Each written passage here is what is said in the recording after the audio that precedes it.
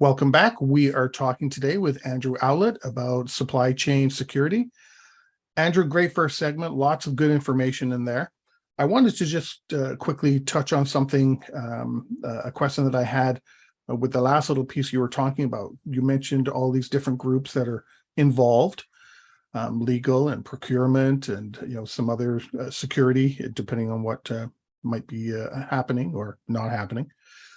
Who owns that whole piece then? Because you mentioned a couple of key words, all the time: communication and dialogue. So if everybody has their own little piece, Mhm. who owns that whole thing to make sure that dialogue and communication is occurring?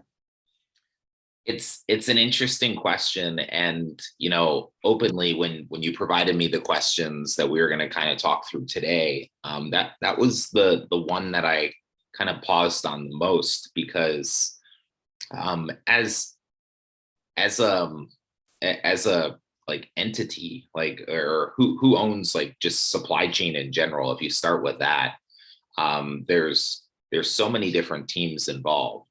But if I narrow it into supply chain security, it should be a CSO, a chief security officer level responsibility, because it crosses over into the physical and cyber side often, Mhm. and it's a subspecialty within the security discipline. To be quite honest, I mean, I've never been in a space where I'm crossing over intelligence, investigations, crisis management, business continuity, risk management, risk mitigation. I mean, like, quite literally, every single day. I mean, it crosses over into all of those spaces. But that would be in a centralized environment. Like, I work in an organization where we're decentralized. We have probably 15 to 20 different procurement teams that do not sit under the same roof.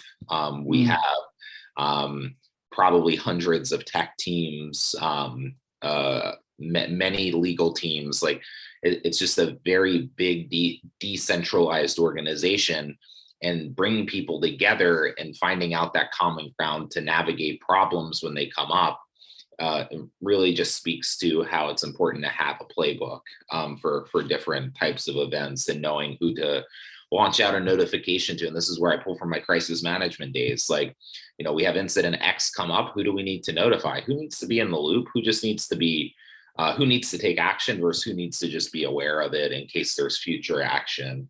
And then who's the overall coordinating body of that? Who's the mutually agreeable like body for that? And oftentimes that's my team. When we're talking about IT, supply chain security, we're that central node for information sharing and coordination. We bring everybody together, the right players, when there's an incident that comes up.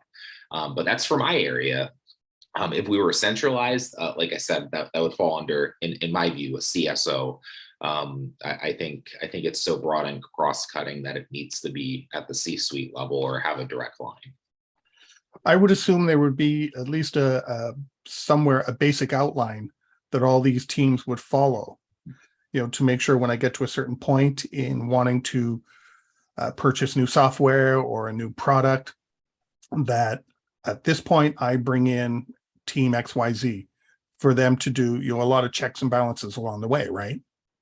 Yeah, exactly. I mean, from the pre-procurement phase, like when a company expresses interest that they even want to do business with the primary company, having a vendor onboarding process is extremely important, and collecting as much data, even though it's user generated, and it's very sales focused. Probably there are opportunities to interject some basic like security control Mm. questions, whether it's around NIST, NIST, or ISO, or whether it's around specific process questions, or capability based questions, or sustainability questions, or, I mean, the list goes on and on. There are opportunities like pre-onboarding, like before you even bring somebody on, to start the evaluation process to see if they they meet your needs, but also have the security controls in place to be able to execute on those needs. I actually, Alex, look at it as kind of like a 3, 4, 5 pronged approach. Like you have a pre-onboarding assessment. They kind of get a little bit closer. After they check all the boxes there, and then you further evaluate them a little bit. Then you say, hey, we have this need, and then you bring them in and you evaluate them again, and then you have continuous monitoring through offboarding for a period of time, even after they're no longer doing business with you.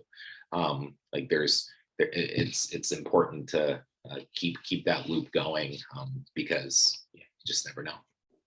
Well, I can guarantee you've probably been through this, because I see it happen all the time. Business, I shouldn't say just business. Sometimes it's IT as well. They want an application or they want a product, and they just go and get it, and they jump above everybody, skip by anyone that needs to be involved, and just goes and signs a contract. Mm-hmm.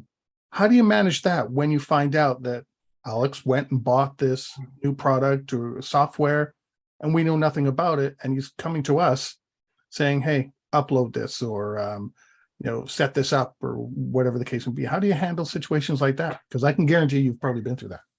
We live in a world where speed is number one and everything else is second. Like I think a lot of folks are like, if I can get this done really, really quick, it shows my boss that I'm doing a really, really good job. And sometimes it's for customer obsession. Like you're trying to do what's best for a customer, and oftentimes that's just being really, really quick. Well, where that backfires is in my world every single day. When you purchase something really quick and you bypass processes, controls, evaluation cycles, what you're doing is you're not only being careless, but you're not thinking longer term. You're thinking very narrow-mindedly. You're thinking in the now and not in the future. You bring on a software product and you try to use it, and on the surface it's what you need, but because it wasn't evaluated, maybe there's some cyber vulnerability underneath of the surface that isn't discovered for weeks, months, years. And what you just did is you earned customer trust rapidly in the beginning, or you got a really big like accolade and pat on the shoulder in the beginning. But if you're still around, and even if you're not, you lose credibility really, really quick when something goes south. So brand recognition is on the line at the end of the day. Yeah. If you don't put, and also people's personal information is on the line, and a lot of stuff is on the line, but most importantly, like personal and company, like brand, and that brand and reputation, it needs to be protected, and there's no room for error there. So I've seen it to where people have done that. Just, we got this new thing, we need you to upload it, and IT is like, what are you talking about? Security gets involved, and before you know it, legal is like, what the heck did you sign? What are you doing? And Alex, that's on the side, that's more on the software side. Yeah. And one of the things that I find interesting is that on the physical side, it happens all the time as well. Think of it like instead of going through your procurement team, which could take 2 weeks, you can go to eBay and get it in 48 hours, like a piece of IT hardware, or a piece of or a laptop, or a desktop computer, or a LCD monitor. Again, instead of 2 weeks, you can get it in 48 hours. And my monitor broke. Well, this is where actually there's a really strong intersection with the work we do with process improvement, because as a security element, our one of our goals is to not slow people down, even though it may seem like that. just because you put controls in place doesn't mean that you have to extend out the process 2 to 4 weeks.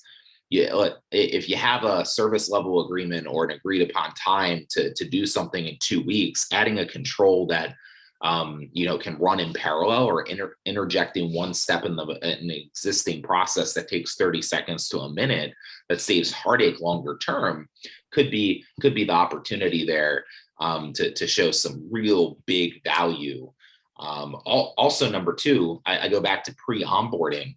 Like, just doing a lot of work before a vendor is even onboarded can speed up those security controls and processes over time. So there are ways to get around it, that a security function isn't looked at as a bottleneck, it's looked at as an enabler. And that's kind of what we're trying to shift the language to. You just mentioned something I was going to ask you about. If you have an existing vendor that you're dealing with, whether they're delivering something electronically or a physical product, if you're getting a second or third product or service from them, do you go through the same steps? Should you go through some of those same steps? Because just because one product or service is good doesn't mean it's matches with the other one, that there could be deficiencies there. Yeah, so there's different approaches that one can take. I think what I like to say is, starting out, if somebody's building a program from scratch, sometimes you have to start out macro and then go micro. And what I mean by that is, sometimes you have to start out with doing a company assessment, and then after you kind of do a company onboarding and assessment, you break that down into specific product categories based on criticality of them, or perceived criticality, and then you assess them, and then you work your way down. It can be methodical, but at the end of the day, anything that touches a network or touches a person needs to be evaluated for their own set of vulnerabilities. Every piece of hardware, software, end user equipment, infrastructure equipment is different. They all pose different types of risk. So it's important to assess each one individually. I would assume that periodically you would also have to assess the vendor, right? Because, I could sit here for years, but it doesn't mean that I'm staying up to speed on new security measures that are coming out, new procurement measures that are out there, or regulations or anything like that. I need to be reviewed as well, not just my product and service, right? Would that be correct? Yeah, for sure. And oftentimes that's like the first check mark in my eyes. Like, if before you even get to products, like products and the capability a product provides is extremely important, of course. But if the company is not ethical, and as an example, if a company is using forced labor, that's a big hot topic right now, with a lot of legislation across the world, in the EMEA region and the Americas region, like being released, that companies cannot use forced labor to create products, period, end of story. And if you are, it's going to be detained, you're going to be fined, and you're going to be blasted on the media. So that's why, like, at the top level, like, as I say, like at the company level, it's important to look at the company, especially in those instances, and that's one of many. Like, company ethics, extremely important. Company financial history, and stability or lack of stability, super important. And that translates into company credit ratings, especially on the publicly traded side, but also there are ways to get around that on the privately owned side as well. Who has ownership? That could be a big determining factor as well for whether you do business with a company. And the list goes on and on. There's probably about 14 different categories that I would look at the company level to assess if a company is a good one to work. Do you look at that on an annual basis, or every couple of years, or Lord forbid you wait till something happens before you even look? Yeah, so this is where, like, you kind of have to use like a little bit of a risk like based approach. And you also have to be frugal because like all this costs money and time, right? And we don't have a finite number of resources. And even if you use tech, it still costs money. I mean, it's just the reality of things. But I say all of that because it depends. If initially during an investigation before we're bringing a company or a supplier on board, they're rated at a medium high, or high risk. Critical is a no-go right off the bat. But if they're rated like really high at, on our spectrum, their reevaluation time is a lot closer together than somebody that maybe that is a medium to low type of risk. The biggest caveat is there are some rails in there. So if there's a reported incident, that not only changes their overall risk score, but it changes the evaluation criteria as well, across the board for any interconnected suppliers. So it kind of depends. We have an atypical type of evaluation matrix that we use, with a whole bunch of different criteria, but at a minimum, it's at least biannually, so twice a year. And if I had my way about it and we had unlimited funds, it would be recurring every 24 hours. But that costs a lot of money. So, but that's a good point, because you said earlier on that things change so fast that every 24 hours may sound crazy, but things change so fast that it's actually a legitimate response, right? You really do need to be able to do those reviews as frequently as possible. Yeah, for sure. And it ultimately comes down to resource constraints and financing and stuff like that. Like not everybody has unlimited amount of money. Nobody does. But especially in this space, like it's often extremely difficult to justify like a quantitative business value, because you don't want to say that company X released X amount of data and it costs like that. That's a bad news story. Like that. And oftentimes that's why security functions have struggles to justify their existence. But at the end of the day, like it all goes back to customer trust and customer promises, and security as a function needs to be embedded in the supply chain early. So, yeah.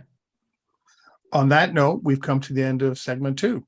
Today, we're talking about supply chain security with Andrew Owlett, and we will be right back. If you liked that video, thumbs up. If you didn't like that video, thumbs down. But leave me a message and let me know your thoughts. Of course, don't forget to subscribe. And in the meantime, stay prepared, everybody.